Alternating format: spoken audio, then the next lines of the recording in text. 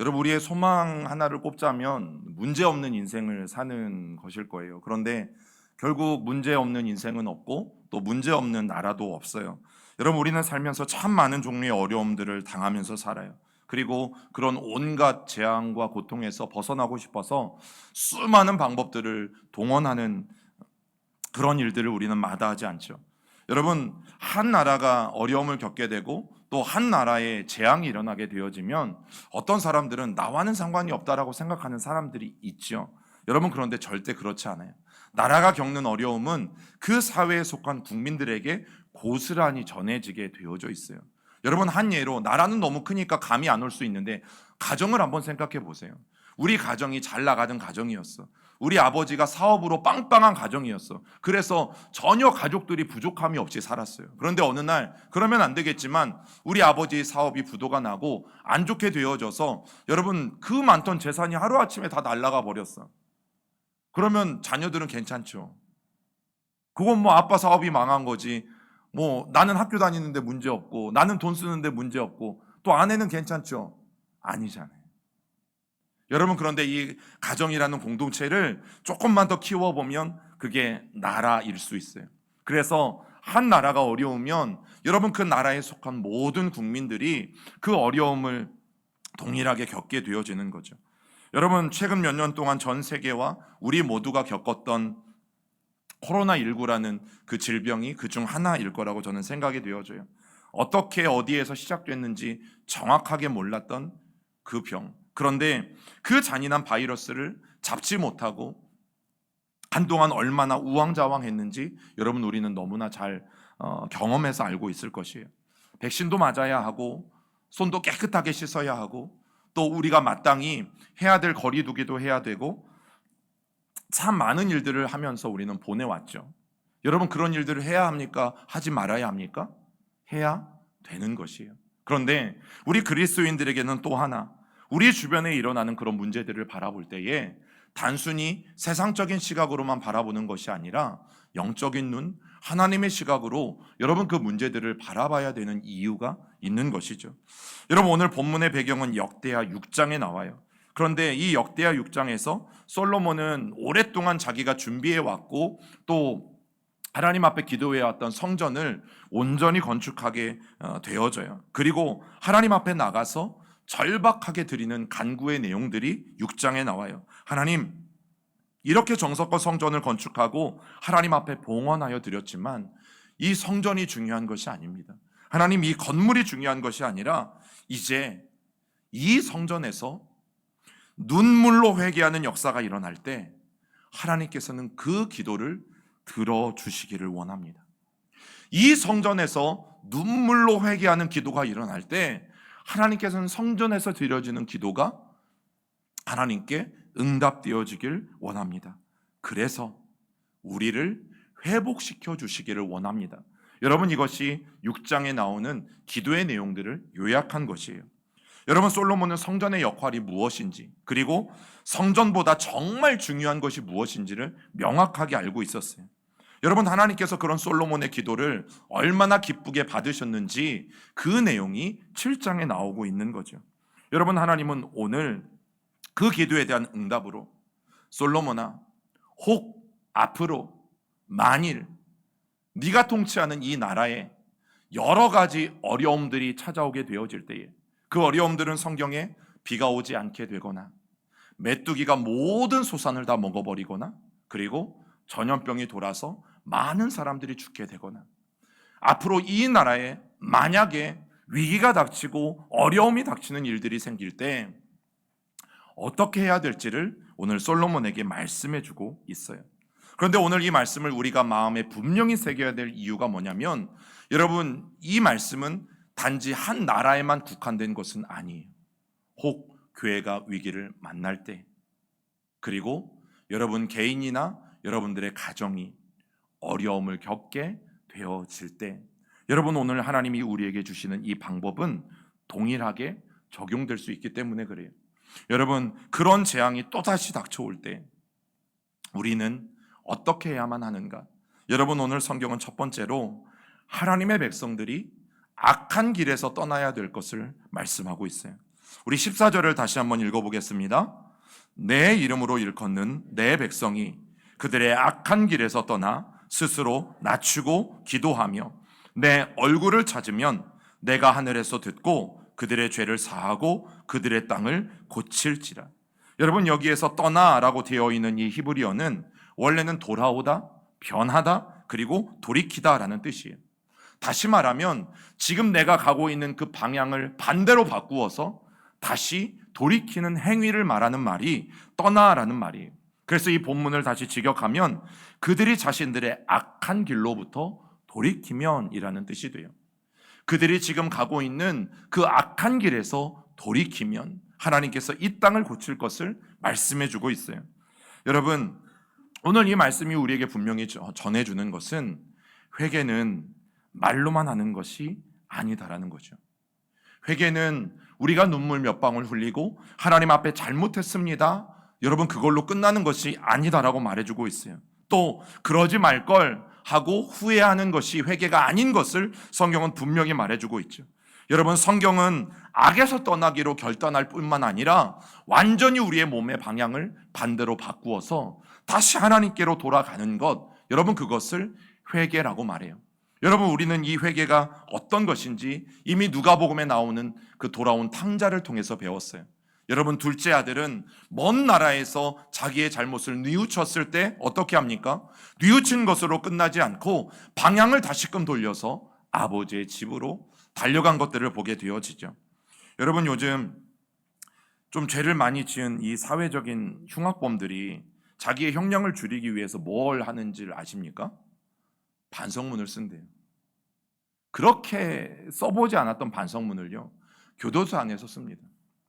5장, 10장, 심지어 수십 장, 50장 넘겠어요.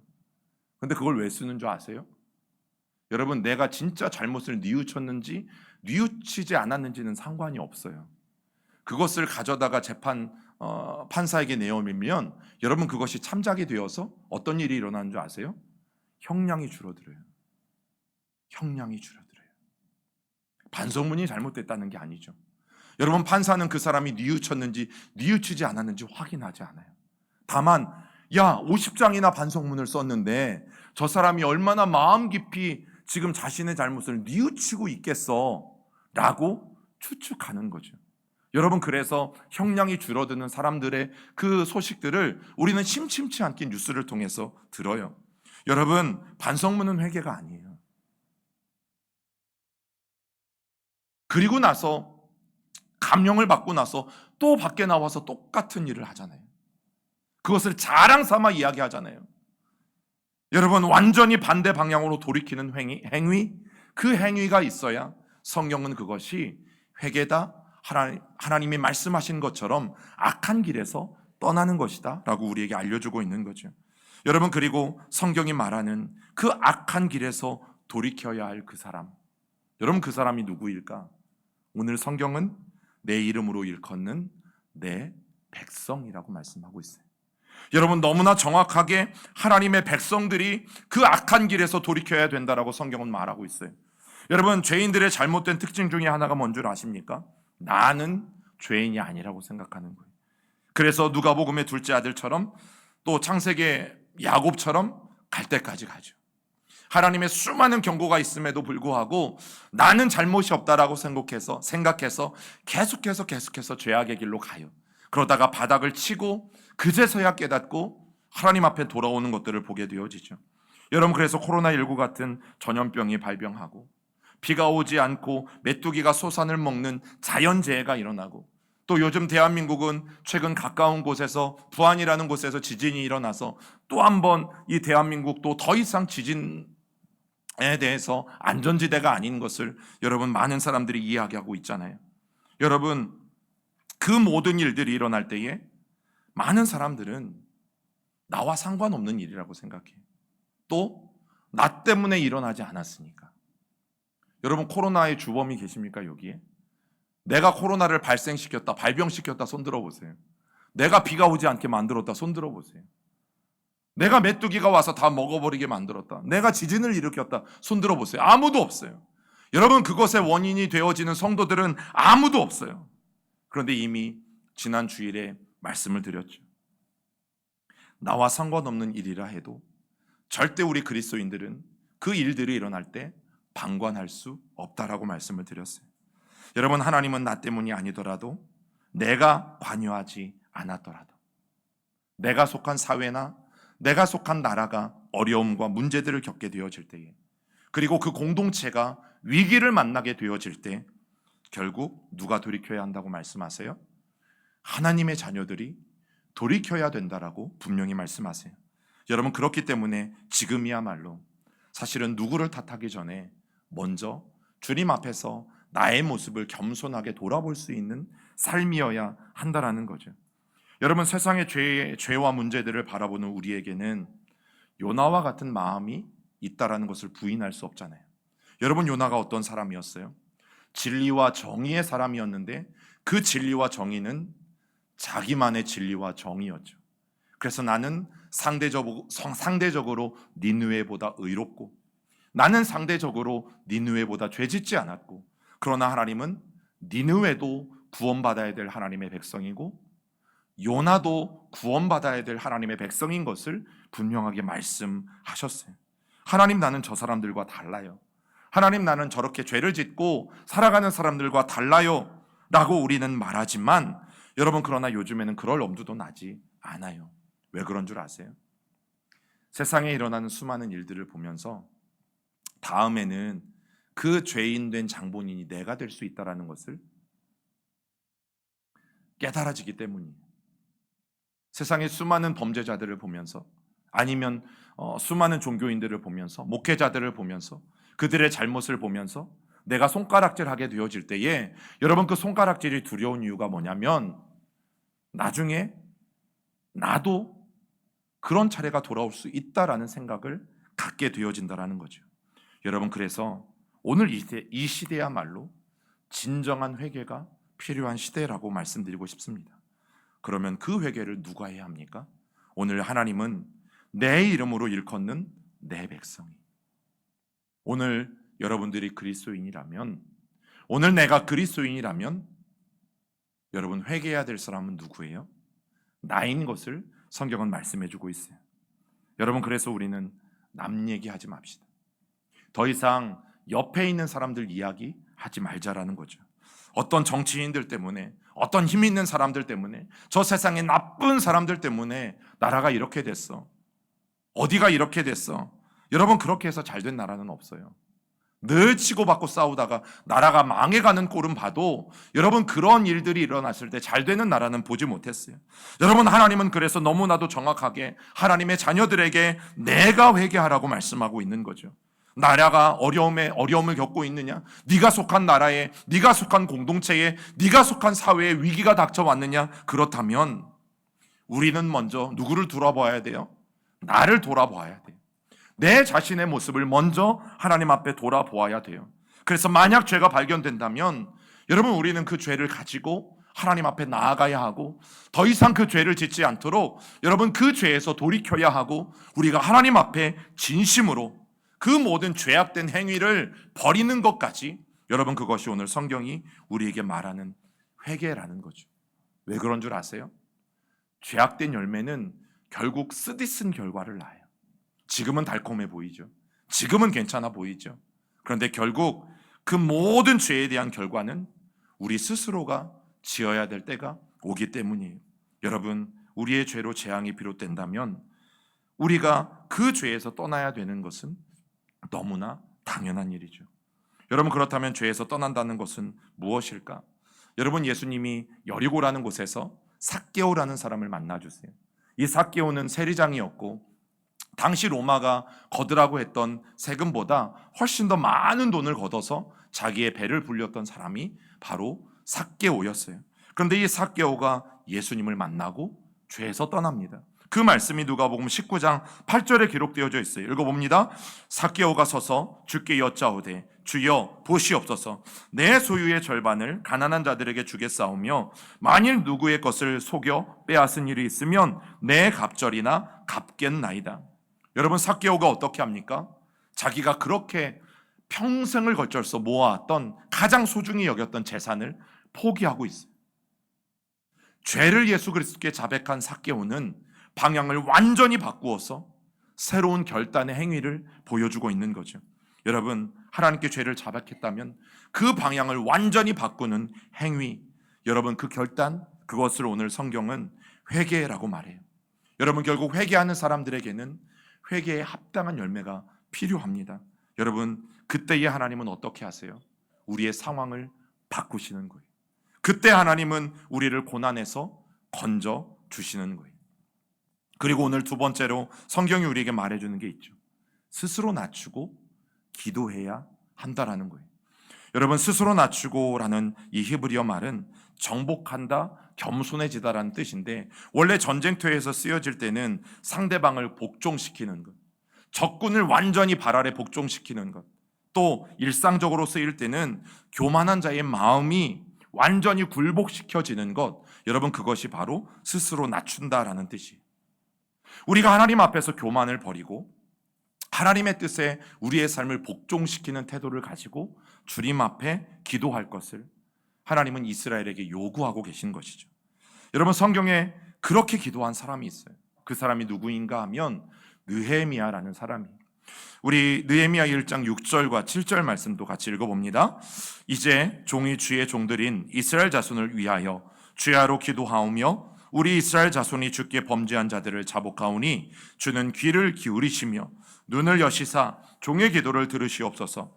나와 내 아버지의 집이 범죄하여 주를 향하여 크게 악을 행하여 주께서 주의 종 모세에게 명령하신 계명과 율례와 규례를 지키지 아니하였나이다. 여러분, 느헤미야가 자기 민족의 죄를 하나님 앞에 고백하고 회개하고 있는 장면이에요. 우리가 꼭 기억해야 될 것이 무엇인가 하면, 여러분, 진정한 부흥은 진정한 회개에서 시작이 돼요. 그리고 각 개인의 믿음의 크기, 각 개인의 영성의 깊이는 결국 회개의 깊이에 따라서 결정된다는 것도 우리는 알게 되어져요. 여러분, 스스로 낮추고 기도한다는 것이 뭘까? 여러분, 느헤미야가 우리에게 분명히 보여주죠. 민족의 죄를 나의 죄로 알고 기도하는 것입니다. 한 사회의 죄를 내 잘못으로 주님 앞에 기도하는 거예요. 한국교회의 잘못을 내 죄로 주님 앞에 기도하는 것이죠. 또 다른 지체의 죄를 내 죄로 알고 주님 앞에 기도하는 것이에요. 여러분, 우리는 보통 기도할 때, 자, 우리가 대한민국을 위해 기도합시다, 아니면 대통령을 위해 기도합시다, 위정자들을 위해 기도합시다, 이러면 어떻게 기도합니까? 하나님, 대통령이 정치를 잘하게 해주세요. 대통령이 또 국회의원들이 국민들을 사랑하게 해주세요. 잘못된 법들은 폐지하게 해주세요. 또 우리가 다른 지체들을 위해서 기도할 때도 어떻게 기도합니까? 하나님, 누구누구 집사님이 건강하게 해주세요. 누구누구 집사님이 마음의 평안을 주세요. 여러분, 이 모든 기도를 보면 사실은 어떤 기도예요? 제 3자의 입장에서 하는 기도예요. 물론 이렇게 기도하는 것도 너무 감사한 일이고 잘 하고 계신 거예요. 그런데 여러분, 우리가 특별히 한 나라든 한국교회든 공동체든 또 다른 누군가의 잘못을 위해서 기도할 때에 우리가 이렇게만 기도한다면 나라는 존재가 빠지게 되어지죠. 여러분, 그 기도 안에는 죄송하지만 뭐가 담겨져 있지 않냐면 내 잘못이나 내 죄는 포함되어져 있지 않아요. 하나님, 국회의원들이 이렇게 당쟁을 하느라, 정치적인 싸움을 하느라 이 백성을 돌아보지 않습니다. 여러분, 이 기도를 가만히 들어보시면 맞죠? 그런데 이 안에 누구는 없어요? 나는 없죠. 그런데 지금의 대한민국을 보면 이 땅의 그리스도인들 모두가 내 마음을 찢고 정말 하나님 앞에 정직한 마음으로 내 죄를 고백하지 않으면 안 되는 때라는 생각을 저는 합니다. 여러분, 그래서 우리의 기도가 어떻게 바뀌어야 되냐면, 여러분 국회의원들을 위해서 기도하십니까? 그러면 여러분들이 국회의원이 되셔야 돼요. 기도하는 그 순간만큼은 하나님, 내 잘못입니다. 하나님, 내가 속한 당에 그 당정에만 앞서서 하나님의 뜻을 헤아리지 못하고 하나님의 온전한 법을, 하나님의 성경적인 가치관을 가지고 하나님 국회를 운영하지 못하고 제가 그 당정에만 앞서서 하나님 앞에 교만함을 부리고 있는 것, 혹 우리가 한국 교회를 위해서 기도할 때도 하나님, 내 잘못입니다. 그것은 어떤 목회자의 잘못이 아니고 어떤 교회의 잘못이 아니고 어떤 한 성도의 잘못이 아니고 하나님, 그것은 내 잘못입니다. 여러분, 그것이 자기 잘못 아니라고 빠져나가는 세상 지도자와 하나님의 사람들의 차이입니다.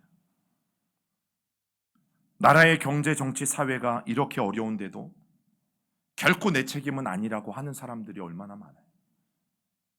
다 내 잘못은 아니래요.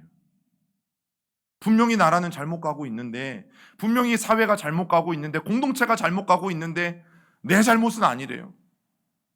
여러분, 제가 지난주에 사실은 굉장히 충격적인 뉴스를 봤죠. 해병대 최수근 상병이 2023년 7월 19일 경북 예천의 수해 현장에서 실종자 수색을 하던 중에 결국에는 실종이 됐고 14시간 만에 내성천 인근에서 발견이 됐지만 결국 숨진 채 발견이 됐어요. 그리고 지난 21일에 이 최상병 사건을 다뤘던 청문회가 있었어요.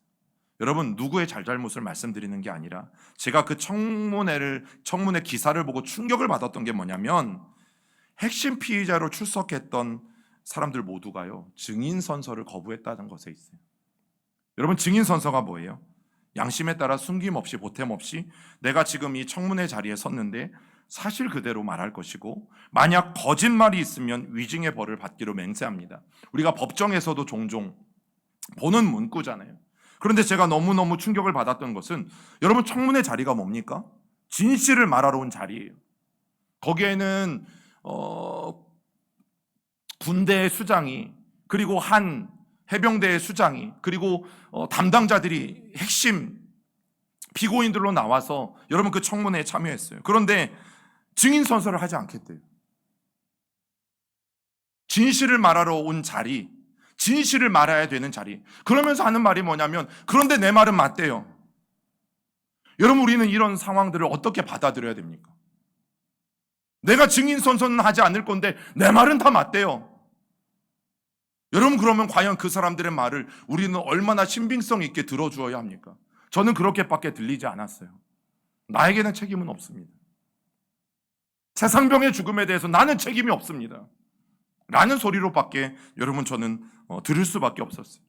여러분, 오늘 느헤미야의 기도를 잘 보세요. 6절에 보니까 느헤미야가 나와 내 아버지의 집이 범죄하였다고 했어요. 여러분, 느헤미야는 하나님께 불순종하고 죄에 빠진 자신의 민족에 대해서 하나님 앞에 회개하는 기도를 하면서 자신을 포함시키고 있습니다. 여러분, 너무나 중요한 구절이에요. 여러분, 느헤미야는 유다 백성들을 위해 기도하면서 내가 범죄하였다라고 하나님 앞에 분명히 기도하고 있어요. 여러분, 이 기도를 왜 우리가 꼭 기억해야 되는 줄 아십니까? 사실 엄밀히 따지면 느헤미야는 지금 유대인들이 겪고 있는 죄에 대해서 아무런 잘못이 없습니다. 왜냐하면 느헤미야는 태어나기 몇백 년 전에 이미 유대 조상들이 범죄했기 때문이죠. 그리고 심지어 느헤미야는 유대 땅에서 태어난 사람이 아니죠. 그는 페르시아 제국의 한복판에서 태어났고, 그러나 그곳에서 페르시아 제국에 동화되지 않고 열심히 하나님의 말씀으로 하나님을 온전히 섬기며 바르게 살려고 노력했던 사람 중에 하나가 바로 느헤미야죠. 여러분, 느헤미야는 지금 이스라엘 백성들이 겪고 있는 그 문제들과는 아무 상관이 없어요. 아무 잘못도 없고 근거를 제공한 적도 없고. 왜요? 그때 태어나지를 않았으니까. 그런데 오늘 느헤미야가 뭐라고 기도합니까? 굳이 자신을 열애시키지 않고 자신과 자신의 아버지의 집, 즉 자신의 가문까지도 다 포함시켜서 하나님 앞에 엎드려 회개하고 있는 거죠. 하나님, 내가 하나님 앞에 불순종하였고 내가 죄를 지었고 하나님, 내가 죽어 마땅합니다. 여러분, 능력 있는 기도, 힘을 받는 기도는 그 문제와 기도 제목을 내 것으로 받아들이고 기도할 때 힘이 있게 되어줘요. 여러분, 이런 느헤미야를 바라보면서, 그리고 이 대한민국의 지도자들이라고 하는 사람들을 바라보면서 가슴이 아픈 이유는 그것 때문이죠. 아무도 내 잘못이라고 말하는 사람이 없어요. 한 젊은 생명이 죽었고 수많은 사람들이 고통을 받고 있는데 내 잘못이라고 말하는 사람은 아무도 없어요. 그런데 느헤미야는 자기와 아무런 상관없는 일들을 가지고 이것은 내 죄이고 우리 아버지 집안의 죄라고 그는 고백하고 있는 거죠. 여러분, 한국 교회가 2000년대에 들어오면서 일부 크리스천들 또 일부 교회들의 부끄러운 모습들이 드러나기 시작했고, 결국에는 그 일들로 우리는 기독교가 아니라 개독교라는 말까지 듣고 있어요. 이럴 때 절대 간져서는 안 되는 태도가 무엇인가 하면, 여러분, 우리까지 그 비난의 대열에 동참하면 안 된다라는 거예요.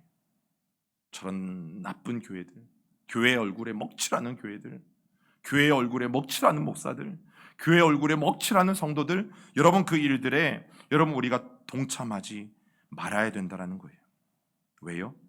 그러면서 우리는 깨끗한 채 하려는 모습이 있기 때문이죠.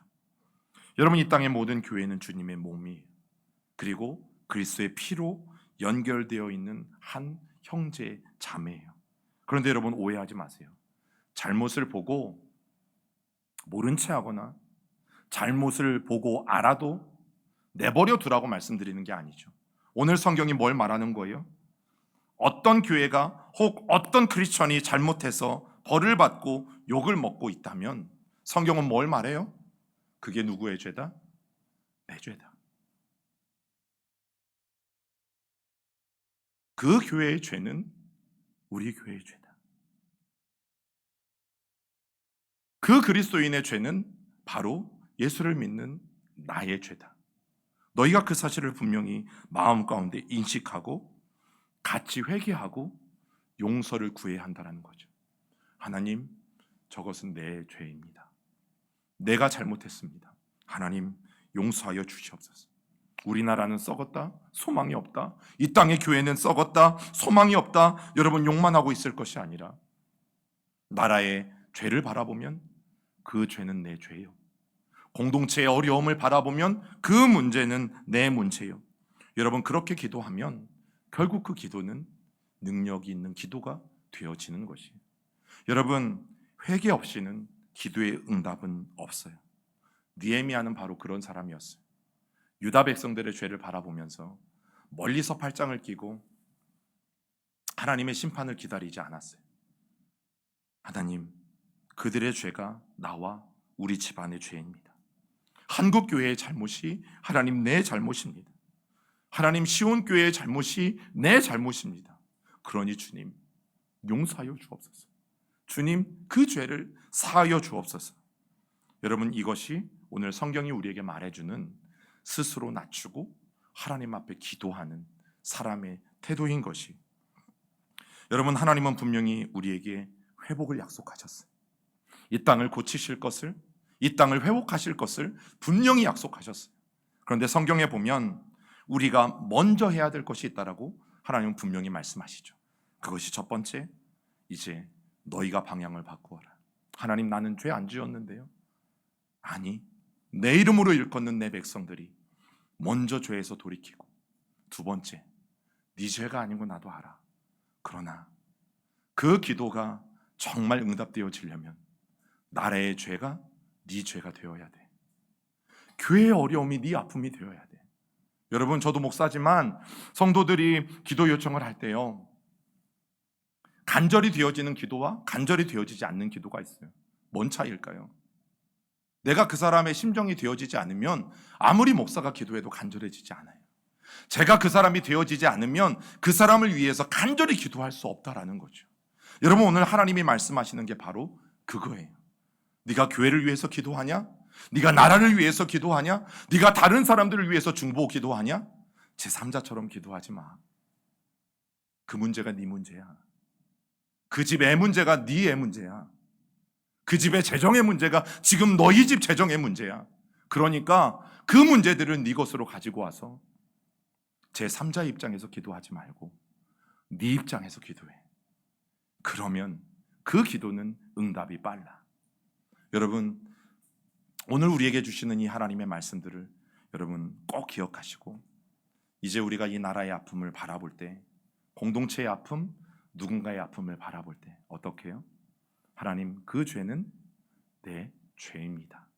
여러분, 이 고백을 가지고 기도한다면 이제 그 땅을 고칠지라는 하나님의 분명한 약속의 말씀이 저는 하나하나 이루어져 갈 줄 믿습니다. 우리 앞뒤적으로 그렇게 인사해 볼까요? 나라의 죄는 내 죄입니다. 당신의 아픔은 내 아픔입니다. 당신의 기도 제목은 내 기도 제목입니다. 우리 같이 찬양하고 기도하겠습니다.